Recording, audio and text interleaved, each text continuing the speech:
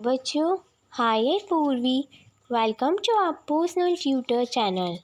आज हम लोग कक्षा 9 स्पर्श का आदमीनामा पढ़ने वाले हैं, जो कि लिखा है नज़ीर अकबराबादी ने। तो चलो शुरू करते हैं आदमीनामा कविता। दुनिया में बादशाह है सो है वह भी आदमी, और मुफलिस ओ गधा है सो वो भी आदमी। जरदार वे नाव है सो वो भी आदमी। नियमत जो रखा रहा है सो वो भी आदमी। टुकड़े चबा रहा है सो वो भी आदमी। अर्थात इन पंक्तियों के माध्यम से कवि संसार में आदमी का महत्व बताते हुए अनेक उदाहरण देकर अपनी बात स्पष्ट करता है। इस दुनिया में जो बादशाह बना है वह एक आदमी ही है, अर्थात बड़े से बड़े पद पर विराजमान आदमी ही है। इसके साथ साथ जो गरीब है, भिखारी है, वह भी आदमी ही है। अमीर गरीब दोनों ही आदमी होते हैं। जो व्यक्ति मालदार है अर्थात धनी है और कमज़ोर है, वह सभी आदमी ही होते हैं। जिस व्यक्ति को स्वादिष्ट भोजन खाने के लिए मिल रहा है वह भी आदमी है, और जो सूखे टुकड़े चबाकर अपने दिन काट रहा है वह भी आदमी है। दूसरा, मस्जिद भी आदमी ने बनाई है या मियाँ, बनते हैं आदमी ही ईमान और खुतबख्तवा। पढ़ते हैं आदमी ही कुरान और नमाज यहाँ, और आदमी ही उनकी चुराते हैं जूतियाँ। जो उनको ताड़ता है सो वह भी आदमी ही है। अर्थात कवि कहता है कि मस्जिद भी एक आदमी ने बनाई है, और आदमी को ईमान बनाना है, और कुरान शरीफ का अर्थ बताने वाला भी आदमी ही है। आदमी ही कुरान और नमाज पढ़ते हैं। ये सभी अच्छे आदमी हैं। जो लोग मस्जिदों से लोगों की जूतियाँ चुराते हैं वह भी आदमी ही होते हैं। जो उनको फटकारता है वह भी आदमी है। इसी प्रकार आदमी तरह तरह के होते हैं। तीसरा छंद है, या आदमी पे जान को वारे है आदमी, और आदमी पे ते को मारे है आदमी। पगड़ी सी आदमी की उतारे है आदमी, चिल्ला के आदमी को पुकारे है आदमी, और सुन के दौड़ता है सो वह भी आदमी।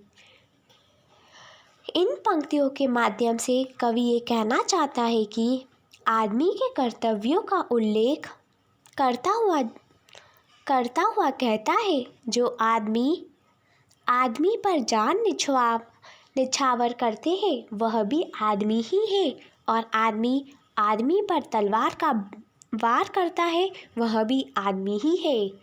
वह आदमी जो किसी सभा गोष्ठी में आदमी की बेइज्जती करता है वह भी आदमी ही है। मुसीबत आने पर जो आदमी को पुकारता है वह भी आदमी है, और जो पुकार को सुनकर मदद के लिए दौड़ता है वह भी आदमी है। अर्थात आदमी के रूप अलग अलग है, परंतु एक ही ईश्वर की संतान होने के कारण सभी बराबर है। चौथा छंद है,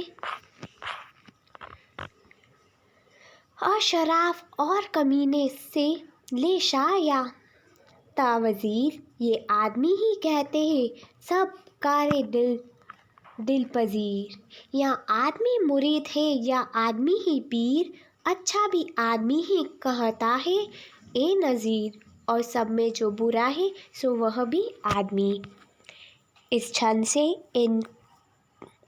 कवि ये कहना चाहता है कि कवि ये बताता है कि कुछ आदमी शरीफ होते हैं तो कुछ कमीने किस्म के होते हैं। इसी प्रकार कुछ लोग राजा प्रवृत्ति के होते हैं तो कुछ मंत्री की तरह के होते हैं, जो सिर्फ चापलूसी करते रहते हैं। कुछ आदमी ऐसे होते हैं जो काले कारनामे करते हैं। कुछ आदमी शिष्य होते हैं तो कुछ पीर फकीर संत किस्म के होते हैं। कवि नज़ीर कहता है कि आदमी अच्छा भी कहलाता है और कुछ आदमी ऐसे भी हैं जो सब में बुरे होते हैं। इस प्रकार आदमी अच्छे बुरे दोनों प्रकार के होते हैं। सभी आदमी एक समान नहीं होते हैं।